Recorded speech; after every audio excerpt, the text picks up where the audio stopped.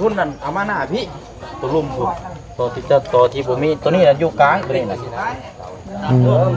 ตัวนั้นน่ะอยู่หน้าพี่ตัวนั้นเอาไปขึ้นได้เพิ่นอยู่นี่เองบัดนี้ลืมแล้วตัวนี้มันปิดไปได้สร้างไม่ลืมพร้อมลืมแล้วเนาะตามเข้าย่อได้ตั้งมาเป็นแบบนี้ยาวเท่านี้เนาะแม่นแหละยาวไปที่นี้อ้าวพี่น้องเปิดคลิปเปิดภาพเนาะวันนี้ก็อยู่บ้านทางน้องป๊อบพี่น้องเนาะพาคนก็มาลายแล้วพี่น้องนะเพิ่นทาหย่อเศร้าเฮือนพี่น้องนะโอ้ลายเนาะลายกว่าบ้านทางน้องเต็กจริงหรือว่าบ้านน้องเลี้ยงเนาะลายเนาะพอยอมรับละลายเพราะว่าบ้านเขาเจ้าก็สามัคคีนึงมากกับบ้านใหญ่แน่เนาะเพราะว่าอยู่พ้นกับบ้านน้อยเอาก่อนอื่นกับทักทายสบายดีเด้อสบายดีและสวัสดีพ่อแม่พี่น้อง FC มัดสุขสู่คนเนาะบ่ว่าสิอยู่ในและก็ต่างประเทศก็ยินดีต้อนรับเข้าสู่ช่องบ่าวบุญคงทำมาหากินคือเก่าพี่น้องเนาะวันนี้ก็มายกเสาเฮือนทางน้องปอบเนาะจังใดก็ดีใจทางน้องนะวันที่น้องรอคอยกลับมาฮอดแล้วพี่น้องเนาะไปพี่น้องสบายดีเด้อเอาวันรอคอยก็มาฮอดแล้ววันนี้เนาะเอาจังใดก็ดีใจนำเด้อวันนี้น้องไฟโอ้มื้อนี้เฮามาแต่เช้าเลยแหละมื้อนี้เนาะเด้อมาก่อนหมู่ทางน้องปอบว่าคันน้องไซบ่มานี่โอ้เครียดแล้ววันนี้เนาะเราเบิ่งในการแชทหากันอยู่ให้มาโดย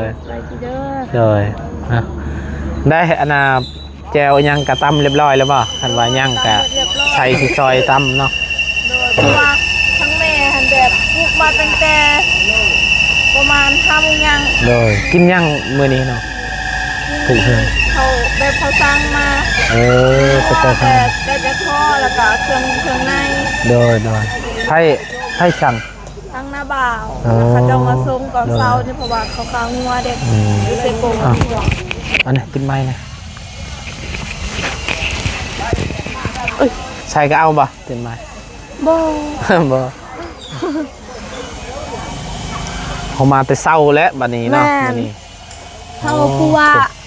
คอยพูดว่าสิมาสวยพันมาเศร้าโอ้ลายเนาะคนมาเนาะลายอันนี้โบเดเอิญแม่นซ้ำเฮือนเฮาแล้วเนาะใช่เนาะเฮือนเฮาหรือว่าเฮือนเฮาลายกว่าบ่เฮือนเฮาเอิญอีกแบบเพื่อนเฮาลายนี่ทำทีมงานหมดทีมงานอีกคนทีมงานก็มาแล้วไผน่ะอะไรเนาะบ่เสียงบ่คือสีแมนอยู่บุหูคือกันเบิ่งสร้างเพิ่นเฮ็ดก่อนไปหน้าไหนแค่บัดนี้ก็นะมีต้มนี่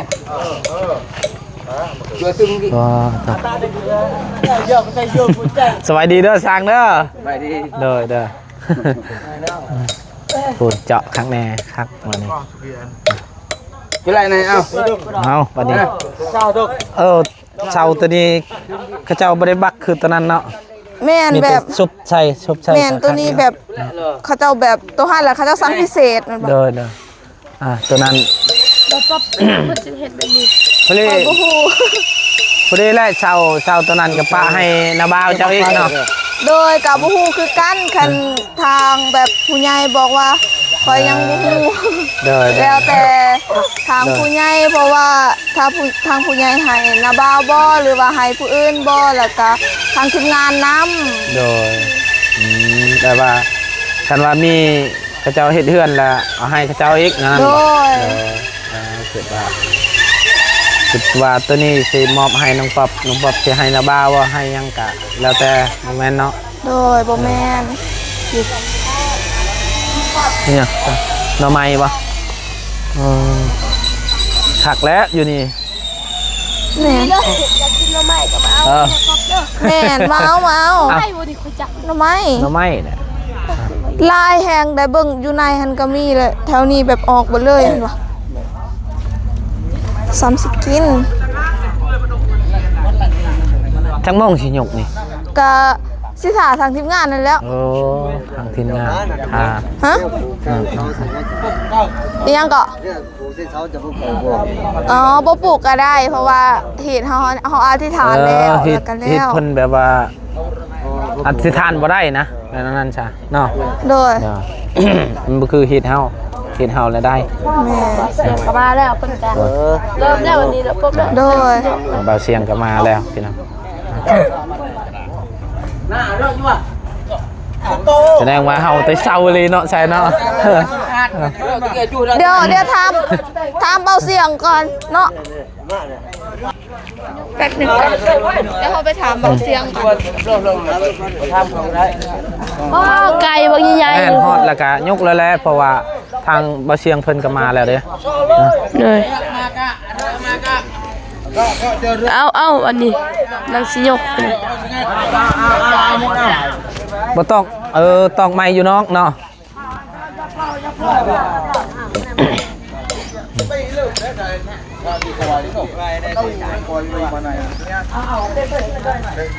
เอาใส่จับกล้องลูก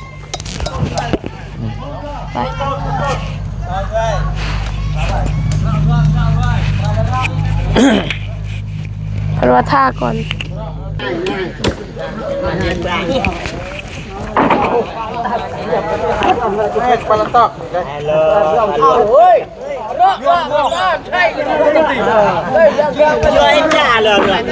เอาใส่เอ้ยนี่จับในกล้องนี่พอสิย่อซอยเพิ่น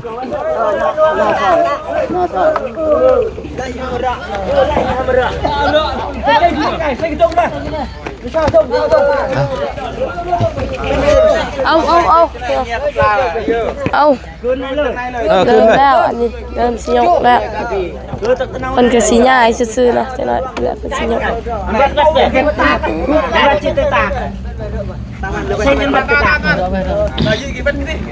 Tebat Lung Bi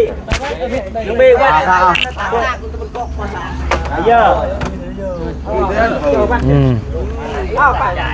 ดอกไม่จ่ายบาท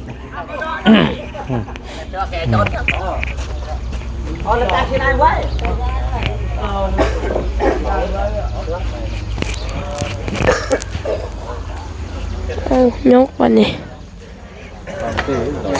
สิยกอีกอันนึงคนสิใหญ่เนาะ สำคัญแล้วครับเพื่อนของน้องเลี้ยงเนาะ โดยสำคัญที่ สำคัญหมดหั่นแหล้ว แล้วว่าหมดคือกันเลย ทรงโมเดิร์นบ่ โดย ม โมเดิร์น โดย แต่ว่าต่างแต่ว่ากันห้องซื่อ โดยนี่พี่น้องเริ่มบัดนี้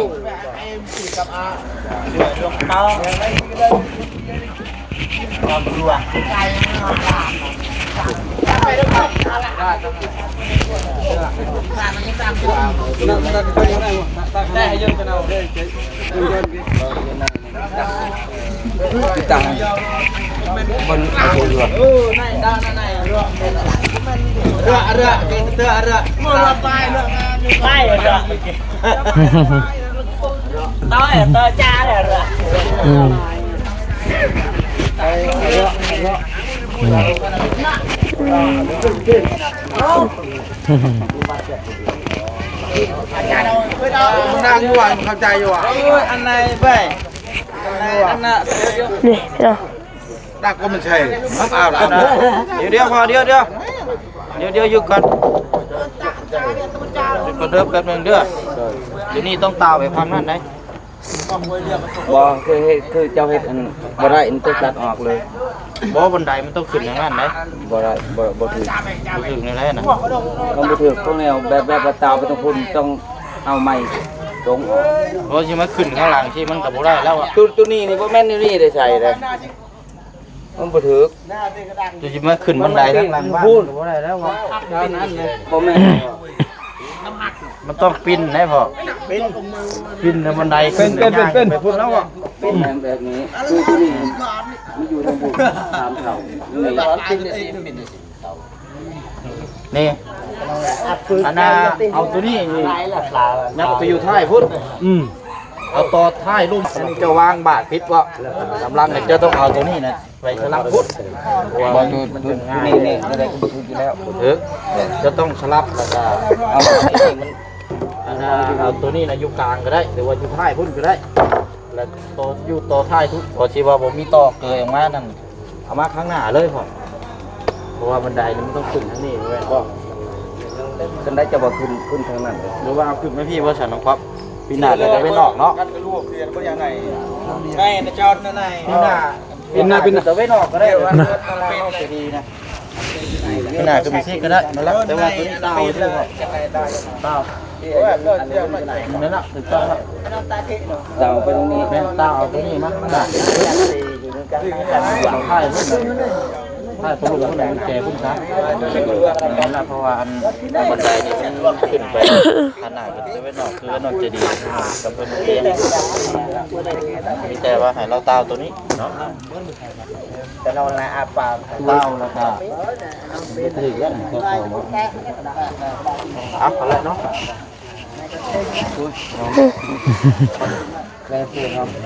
เป็นที่ สร้างลืมเมฆวันนี้เปิดแทงพอกเปิด นั่นแหละ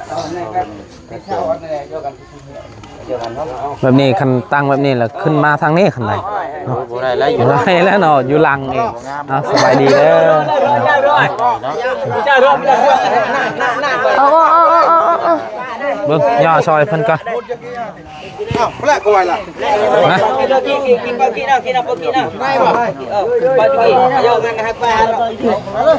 เอายกนึง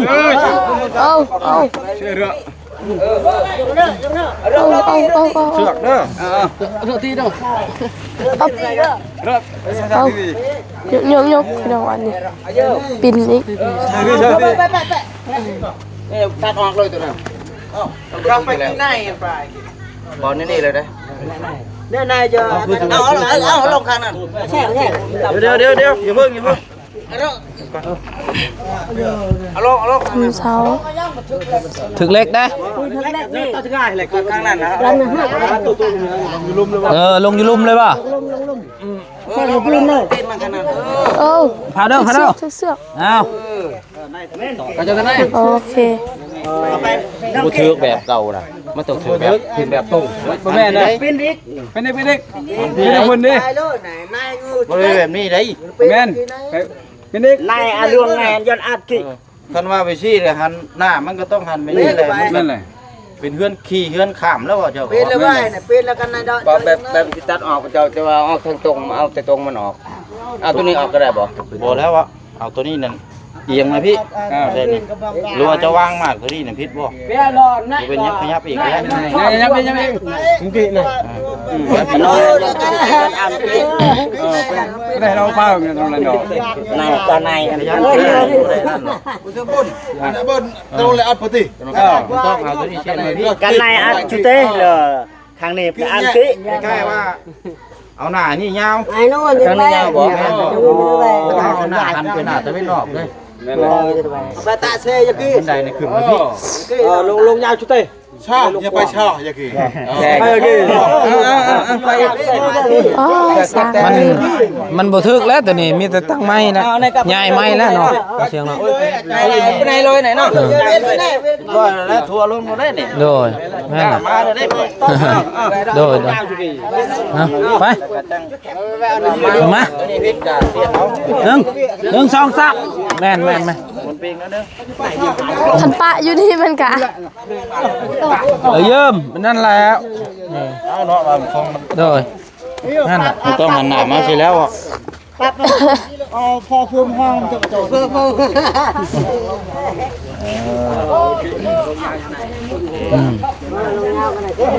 แบบนี้ก็ครับถูกต้องเด้อเพื่อนชีเพื่อนยังเป็นแบบนี้แหละเอาบ่ใช่เอาไปได้เนาะอย่างไหนมันลงกันได้ลวกนั่นแหละ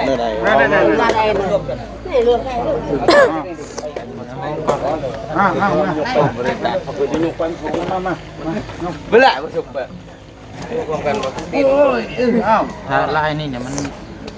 ปกตินี่ตัวนี้มีสีชั้นเนาะระวังมัน โดย แสดงว่ามา ชั้นแล้วต่ำ ตัวนี้พิษเบิ่ง จะเอามันกระตัก ตัวนี้พิษบ่เป็นหยังขยับเอาก็ได้มันบ่แม่นเฮ็ดเกินเอาขยับเอา เจอในห่วงเลยลูก ลายนี่ยาวเท่าไหร่บ่ยาวที่ทดยาวเท่าไหร่บ่ คือกันเบิด คือกัน คูณ6เด้อ พวกบ่ซั่น โดย เอาพวกอันนี้บ่แม่นบ่ แล้วเจ้าคูณ6บัดนี้เอาออกเม็ดนึงก็7 เป็นเจ็ดเนาะ โดย อืม แสดงว่านี่ก็ บ่ผิดตัว ถึกแล้วตัวนี้บ่ แล้ว เฮ็ด ตัวนี้ซะเนาะ ปีนไปทางไหนก็ได้เบิด อืม โอเคอ่ะอันนี้ถึกแล้วบัดนี้พี่น้องเวลาแล้วไม่จะให้เพิ่นตอกได้ตอกหยังไม่จะเตรียมย่อๆเลยโอเคอ่ะ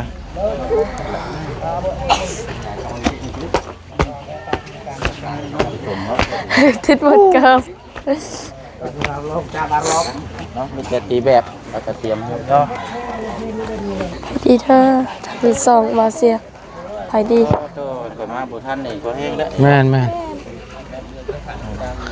เฮามาก็ มาบ่ทันนี่ เฮา เสร็จเลย กันว่าเฮามาเฮาก็มาซื่อๆแล้วบ่ฮู้เลยคือกันเห็นว่าแบบใดนะเขาเจ้าแบบ บ่คันสิปะแบบนี้มันก็ถ้าจะปะคือบะเบื้องนี้ปะ ตอนนี้เลยครับที่ว่าบันไดสิไปพุทธนะ แม่นแหละ เนี่ยแล้วก็มันต้องเอาขึ้นมามันเรียนต้องขึ้นเลย แม่น บันไดทำได้ในยูเจมันได้สุดขึ้นเป็นยากขึ้นมานี้ ขอโทษเด้อ ขึ้นมานี่เลยก็เปิดกระเบื้องไปเลยระเบียงขนาดนี้เลย แม่นแม่นแม่นถึกบ่เชียว มันจะเป็นทรง คือกันแหละ เดียวกันเลยนะ คันใดก็มาขึ้นทางนี้เนาะบ่เชียว จุดนี้นี่ลานในกระซิวนี้บันได เด้อ ไหนคาตะกองบ่เสียงได้อ๋อ เวียน แล้วบ่เสียง ไปนี่เลย แล้วบ่ซื้อคาตะกองแล้วบ่เท่าไหร่ นี่ให้สั่งอยู่ในทุกเซนเลยผมเล่นแห้งไปได้ อันนี้ก็เฮาสร้างคือกันแหละแต่นี่ เซนสาม ไปถึกของปลอมอย่าละเฮาก็เอาเลยเฮาบ่อยากสร้างตึก เดี๋ยวหูบ่ แต่ชีวิตอันแบบบ่เชียงนี่แหละชีวิตนะเฮาก็สร้างเหมือนพัดสร้างพัดออกมาเป็นแบบนั้นอีกโอ้ย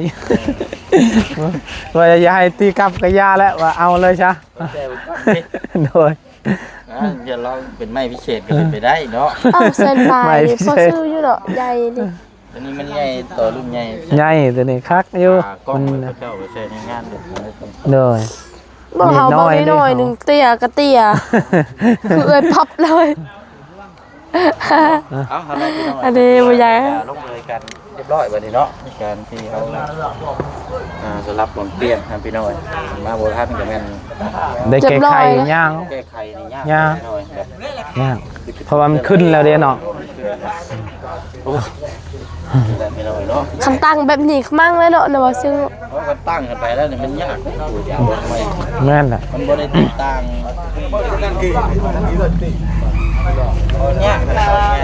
มันเป็นชีวิตให้ความมา เอาเนาะพี่น้องก็สำหรับคลิปนี้ก็ เล่นเรื่องของ สิขอจบคลิปเนาะปิดคลิปไว้เพียงสำนี้ก่อนพี่น้องเนาะกาสิต่ออีกคลิป2เพราะว่ามันยาวคลิปนี้เนาะเอาสำหรับคลิปนี้ไปแล้วเด้อสบายดีนะพี่น้อง